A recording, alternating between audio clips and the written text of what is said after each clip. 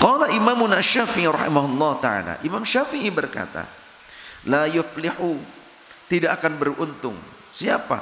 Man talabal ilma bi'izzatin nafsi, orang yang mencari ilmu dengan membawa embel-embel kemuliaan. Ya. Tidak akan beruntung orang yang mencari ilmu dengan disertai embel-embel kemuliaan. Contoh, kita dzurriyyah Rasul, kita ini seorang sayyid, kita ini seorang syarif, kita ini seorang habib. Kemudian kita mencari ilmu, datang kepada ulama yang bukan sayyid, bukan syarif, bukan habib. Kemudian kita sombong, tidak mau tawadu kepada sang guru, maka jangan harap si sayyid, si habib itu akan beruntung mendapatkan ilmu yang manfaat. Tidak akan mungkin.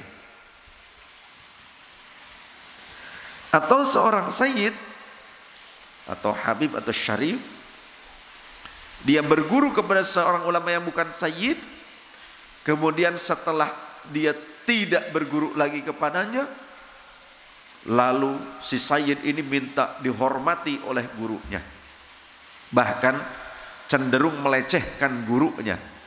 Jangan harap orang ini akan beruntung. Dan ini nyata. Ada orang-orang yang seperti itu dengan sombongnya, dengan pongahnya, dengan congkaknya. Saya punya sahabat Al-Maghfurlah Kiai Amrin Solihin di Cikarang. Pernah punya murid dari Sadatul Alawiyin.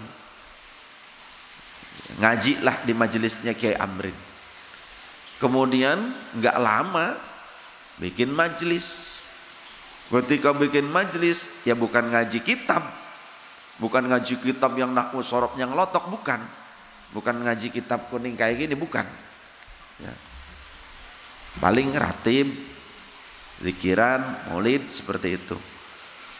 Tapi ini murid ketika sudah punya jamaah, ya bikin majelis zikir, ke gurunya, ke Kiai Amrin, congkak ini murid, pongah, sombongnya muncul. Karena ketika mencari ilmunya membawa embel-embel kemuliaan nasab. Jangan harap dia dapat ilmu yang manfaat dan benar. Kehidupannya tidak barokah, tidak manfaat. Walau seorang sayyid sekalipun, tetap akhlak itu diutamakan. Karena kata baginda Rasul, man batta'a bihi 'amalu lam yusri' bihi nasabuh. Siapa yang amalnya buruk tidak akan mempercepatnya sampai pada keridhaan Allah walaupun nasabnya mulia. Amalnya buruk, nasab mulianya tidak akan mempercepat dia sampai pada keridhaan Allah Ta'ala, pada ma'rifatnya Allah. Jangan harap. Atau seorang yang kaya dengan kekayaannya, atau keluarga pejabat, atau sebagai pejabat. Kita sebagai pejabat, di sini kalimatnya juga ya. Wasa'atil ma'isyati. Kata Imam Syafi'i, ini Imam Syafi'i yang berkata, la yuflihu man talabal ilma bi'izzatin nafsi wasa'atil ma'isyati. Tidak akan beruntung orang yang mencari ilmu, datang ke sumber ilmu. Siapa? Yang ulama yang alim, yang mengamalkan ilmunya yang soleh. Mencari ilmu kepada ulama tapi membawa embel-embel kemuliaan diri, nasab, ataupun wasa'atil ma'isyati, kekayaan, jabatan. Datang ke ulama, kita punya jabatan, datangnya hanya untuk memonopoli ulama. Jangan seperti itu. Tapi datanglah kepada ulama untuk mendapatkan bimbingan. Karena jabatan tidak selama-lamanya. Dan jabatan yang sebentar pun akan dimintai pertanggungjawaban oleh Allah Subhanahu wa taala. Sedangkan jika salah langkah dalam amanah jabatan tersebut, nanti pertanggungjawabannya berat. Maka perlu bagi seorang pejabat, bagi orang kaya, saudagar, ataupun orang yang dari nasab yang mulia, perlu bimbingan ulama yang alim, yang mumpuni ilmunya, yang faqih, yang mengamalkan ilmunya yang soleh. Perlu. Maka jangan hanya datang kepada ulama yang soleh, hanya menjadikan mereka sebagai broker untuk mencapai tujuan duniawimu dari Allah Ta'ala. Tapi datanglah dengan penuh ketawadhuan. Contoh dulu seperti di zaman Sayyidah Nafisah. Sayyidah Nafisah radhiyallahu anha, guru Imam Syafi'i. Ketika Sayyidah Nafisah hijrah dari Madinah ke Mesir, beliau dzurriyyah Rasul, suaminya juga ulama. Ya, dzurriyyah Rasul juga. Datang ke Mesir. Di Mesir yang rumahnya kecil. Tapi kemudian ternyata banyak orang yang berdatangan, termasuk Imam Asy-Syafi'i hijrah dari Baghdad ke Mesir. Karena di antaranya juga mau berguru kepada orang-orang alim seperti Sayyidah Nafisah. Dan Imam Syafi'i berguru kepada Sayyidah Nafisah radhiyallahu anha. Juga kepada suaminya Sayyidah Nafisah. Kenapa Sayyidah Nafisah digurui oleh Imam Syafi'i? Wira'i, hati-hati, ihtiyat, apik sekali. Sayyidah Nafisah itu apik, hati-hati. Ya, walaupun perempuan dan alim, makanya Imam Syafi'i sering datang mengkaji ilmu kepada Sayyidah Nafisah. Nah, ketika semakin banyak, karena Imam Syafi'i yang seorang imam mujtahid saja berguru kepada Sayyidah Nafisah, ya, tidak sombong. Imam Syafi'i walaupun sudah menjadi mujtahid mutlak, guru Imam Ahmad bin Hanbal, murid Imam Malik, gurunya mujtahid, beliau mujtahid, menelurkan ya murid yang jadi mujtahid juga. Beliau tidak pernah berhenti mencari ilmu. Walaupun Sayyidah Nafisah mungkin saat itu tidak terlalu terkenal dibandingkan Imam Syafi'i. Imam Syafi'i sudah dikenal banyak orang di berbagai negara kealimannya. Tapi datang Imam Syafi'i kepada Sayyidah Nafisah. Akhirnya banyak orang yang datang ke Sayyidah Nafisah. Sampai-sampai orang tuh ngantri datang ke Sayyidah Nafisah. Entah bertanya ilmu, entah konsultasi, entah tabarrukan, ngalap doa. Sampai-sampai rumahnya tuh nggak cukup menerima tamu. Hingga banyak tamu dari luar kota, luar daerah itu membuat tenda-tenda di sekitar komplek rumahnya beliau itu. Sehingga beliau merasa tidak enak dengan tetangga-tetangga. Karena banyak tamu-tamu dari luar daerah yang nggak ada hotel zaman dulu kan. Nggak ada hotel, nggak ada losmen. Jadi mereka pada bikin tenda-tenda supaya dapat giliran bagian untuk bisa berjumpa dengan Sayyidah Nafisah, bertabarruk kepada beliau. Sayyidah Nafisah merasa nggak enak. Akhirnya beliau punya keinginan untuk kembali ke Madinah, tanah kelahirannya. Karena nggak enak dengan masyarakat setempat, rumahnya kecil, nggak cukup untuk menampung jamaah yang ngaji kah, yang bertamu kah. Akhirnya terdengarlah informasi bahwa Sayyidah Nafisah akan kembali pulang kampung ke Madinah. Didengar oleh gubernur Mesir. Datang gubernur Mesir, ya, bukan mau pilkadal, bukan. Gubernur Mesir datang bukan mau pilkodok. Gubernur Mesir datang untuk merayu Sayyidah Nafisah supaya tidak pulang kampung ke Madinah. Wahai ummana, wahai sayyidatana, wahai Sayyidah Nafisah, jika Anda pulang ke Madinah, lantas di mana kami bisa mendapatkan keberkahan dari Allah dan Rasulullah? Ini ketawaduannya gubernur Mesir saat itu. Kami berharap engkau tetap di negeri ini. Apa alasan Anda mau pulang kampung? Diutarakan alasannya diantaranya seperti tadi. Sehingga gubernur Mesir berkata, jika memang itu alasan Anda, maka saya mohon Anda tetap di sini. Saya akan bebaskan lahan untuk Anda, dihibahkan, dihadiahkan untuk Sayyidah Nafisah tanah, dan dibangunkan bangunan untuk Sayyidah Nafisah bisa menerima jamaah supaya cukuplah gitu. Dihibahkan oleh gubernur Mesir pada saat itu, sehingga Sayyidah Nafisah tidak jadi pulang ke Madinah karena merasa benar-benar beliau diterima di Mesir dan orang Mesir membutuhkannya.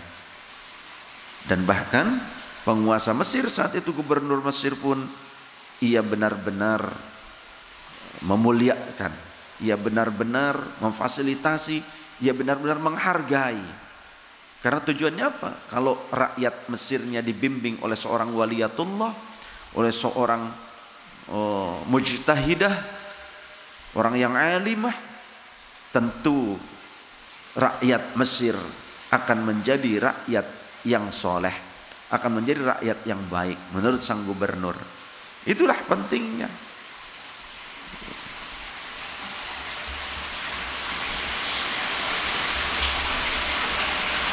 Jadi jangan hanya pejabat-pejabat itu, politisi-politisi itu datang kepada ulama, bukan ulama, ngulama ya, yang casingnya ulama, tapi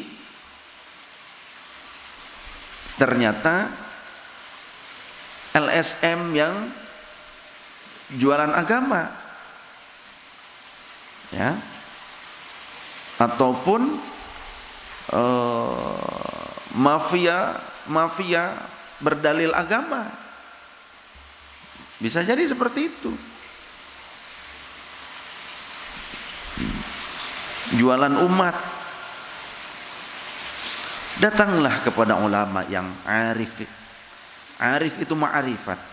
Datanglah kepada ulama yang soleh untuk mendapatkan bimbingannya dan doanya, supaya di dalam menjabat, menampuk ya, memikul amanah dari Allah Ta'ala itu benar-benar terjaga, terbimbing.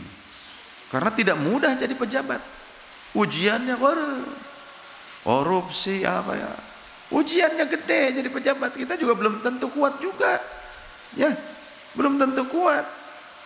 Makanya kata Rasulullah, kalau ada pejabat yang adil, pejabat yang amanah, pejabat yang soleh, masuk ke dalam kategori 7 golongan yang mendapatkan naungan Allah di hari kiamat. Yang paling pertama, imamun adilun. Bukan hanya raja, bukan hanya presiden, pokoknya pejabat yang ia memikul beban amanah untuk mengurus umat. Pejabat yang soleh itu ternyata bisa jadi wali. Pengarang kitab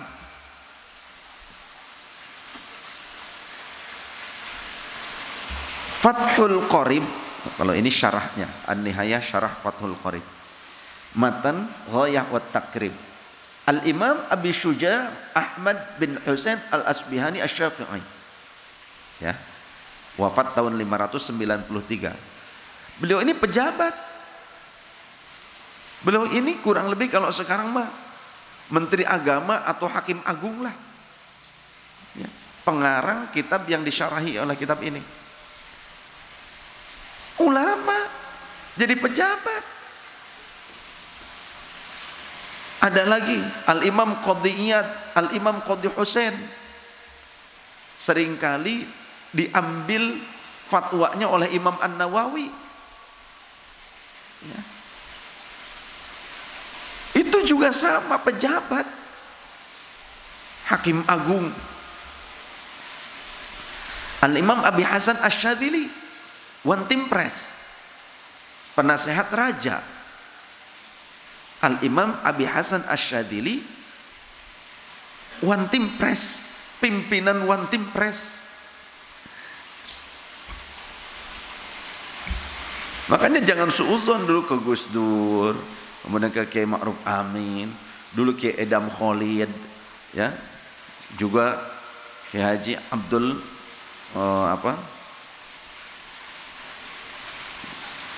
Abdul Wahid Hashim, ayahnya Gus Dur. Oh, itu pejabat menteri agama, ayahnya Gus Dur. Gus Durnya presiden. Gus Dur wali, Gus Dur tuh. Sekarang ya Haji Ma'ruf Amin. Kalau di Mesir Syekh Ali Jum'ah sebagai mufti, sebagai penasehat. Kemudian Grand Syekh Al-Azhar juga sama ya. Punya kedudukan tertentu di pemerintahan tuh, Al-Azhar tuh, Grand Syekh Al-Azhar.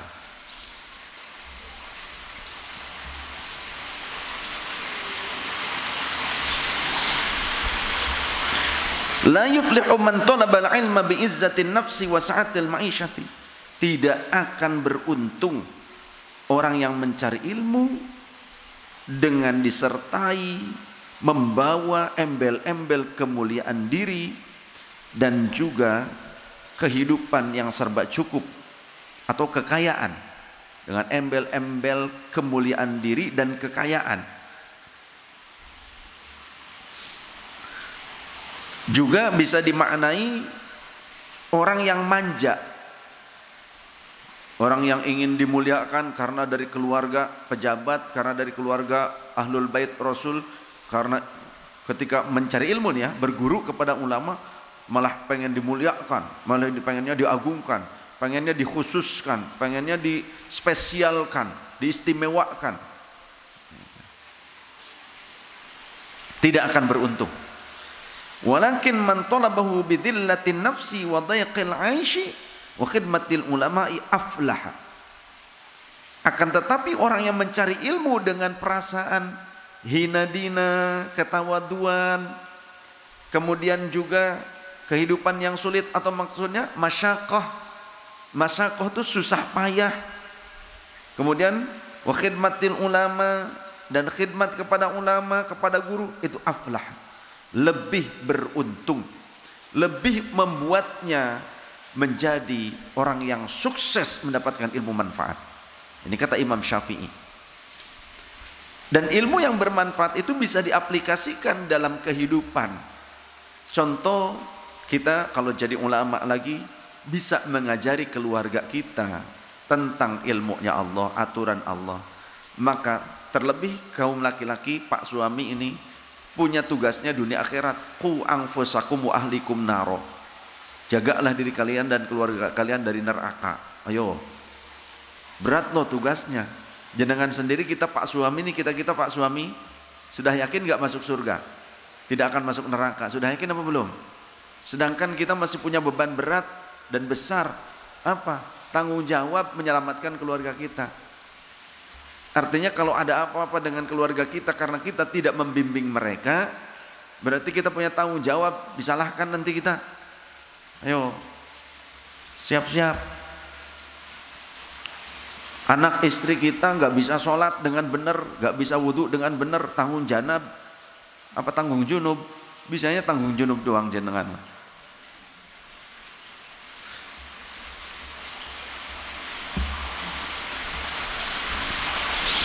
Al-khamisu, yang kelimanya, ayyuqassima awqata lailihi wa naharihi.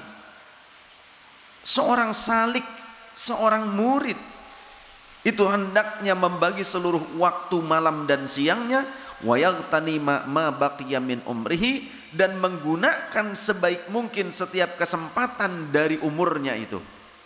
Fa inna baqiyatal umri la qimata laha, karena sesungguhnya sisa umur yang tersisa atau kesempatan yang ada itu tidak akan pernah bisa dibeli. Sisa umur tidak akan bisa dibeli untuk kembali lagi. Jangan sia-siakan kesempatan. Itulah yang sering disia-siakan. Dua hal kata Rasulullah sering disia-siakan oleh manusia, apa? Kesempatan dan kesehatan. Sering disia-siakan. Ada kesempatan tidak menjalaninya. Maka taharrak. Jadi iqra yang disampaikan oleh Jibril kepada Rasulullah itu bukan membaca tulisan. Karena kata Rasulullah ketika disuruh membaca, ma ana biqari'in, Bahkan awalnya Rasulullah mendengar datangnya wahyu itu seperti angin yang berhembus dengan disertai gemerincing lonceng yang menggetarkan. Gak ngerti Rasulullah awalnya. Kemudian ketika Malak Jibril sudah menyampaikannya dengan bahasa yang bisa dipahami oleh Rasulullah, Iqra. Maka kata Rasulullah, mana biqorin, aku gak bisa baca. Baca apa? Tapi tetap ke Malak Jibril, Iqra. Iqra. Sampai Rasulullah itu menggigil bergetar, ketakutan. Sampai beliau itu pulang diselimuti, menggigil. Turun lagi ayat, ya ayyuhal muddathir qum fa'anzir. Hai orang yang berselimut, bangun kau gitu. Waduh, sawan Rasulullah awalnya. Sampai-sampai dibawa kepada sepupunya Sayyidah Khadijah radhiyallahu anha, yang dia seorang yang memegang ajaran-ajaran terdahulu dari ajaran Nabi Ibrahim dan ajaran Nabi Isa yang masih utuh. Makanya kemudian beliau menjabarkan siapa yang datang itu. Kalau bahasa Arabnya mah Jibril, sang pembawa wahyu itu tuh katanya. Dan engkau sudah tiba saatnya, engkau akan menjadi orang terpilih, engkaulah yang terpilih menjadi Rasul terakhir. Tapi siap-siap engkau akan diusir oleh bangsamu sendiri. Ya.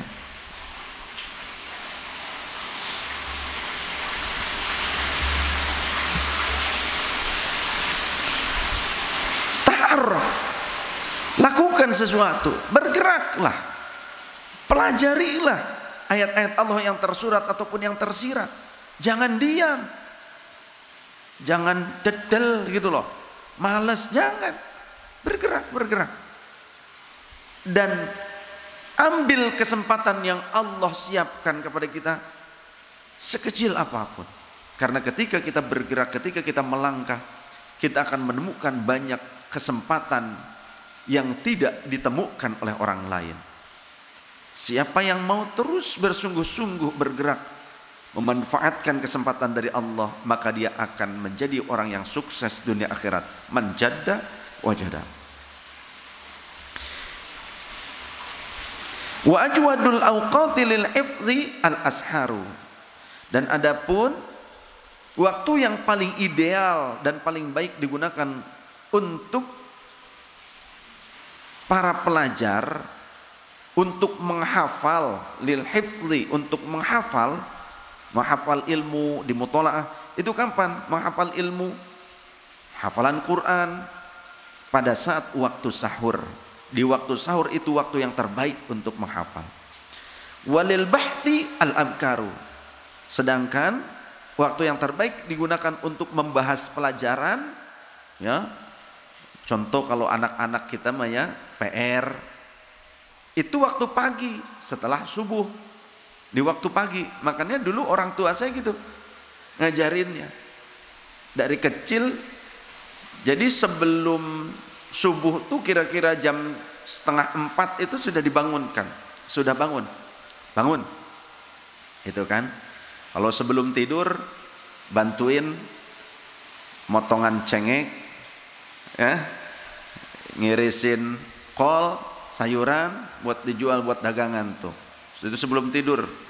Kalau saya gitu dulu waktu di rumah, ya, orang tua saya jualan. Kemudian bangun sebelum subuh menghafal, hafalan. Setelah beres hafalan, ya bantu orang tua lagi, ngarekuh, ya, nyen bala-bala itu segala rupa lah pokoknya mah. Ataupun urusan hawu, ngerti hawu, tungku kan pakai kayu bakar. Nah, waktunya menjelang subuh, sebentar lagi subuh, ya mandi, kemudian ke masjid karena dekat masjid rumah. Beres subuh, ya kalau ada PR dikerjakan dulu sebentar, tapi selebihnya bantu orang tua lagi, nyapit dagangan. Itu ketika kecil, ketika masih kecil. Kalau masih kecil, ya sama orang tua. Ngajinya karena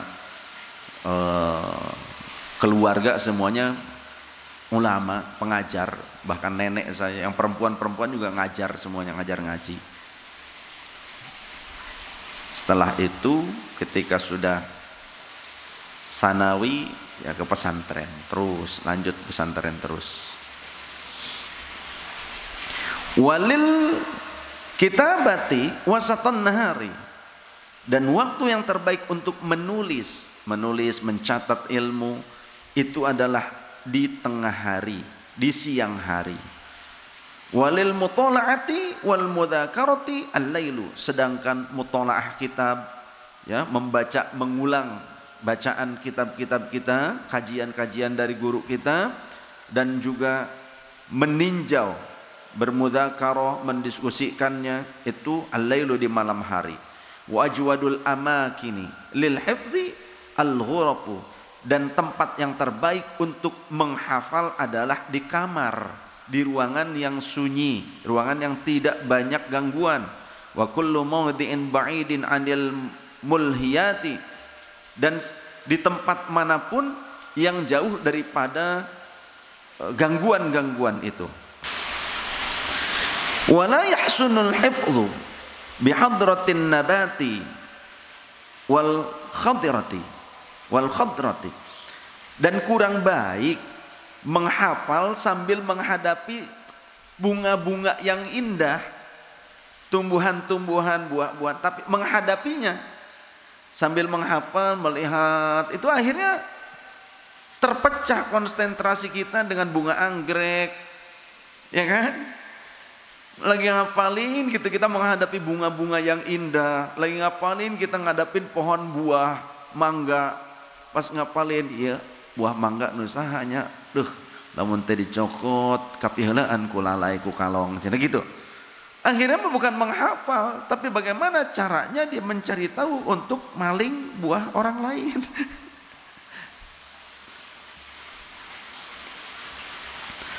Wal anhari wal hadrati wal anhari, ataupun di depan sungai, menghafal di depan sungai itu kurang baik. Karena apa? Ya akhirnya pecah konsentrasinya dengan suara gemericik, gemuruh, atau mungkin ada ikan gitu kan, lagi ngapalin ada ikan gitu kan.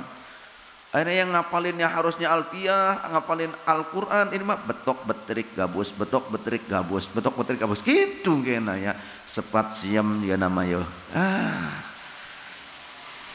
Nggak konsen dengan hafalannya, yang ada sudahlah bikin teger, hayangna neger jadi nate.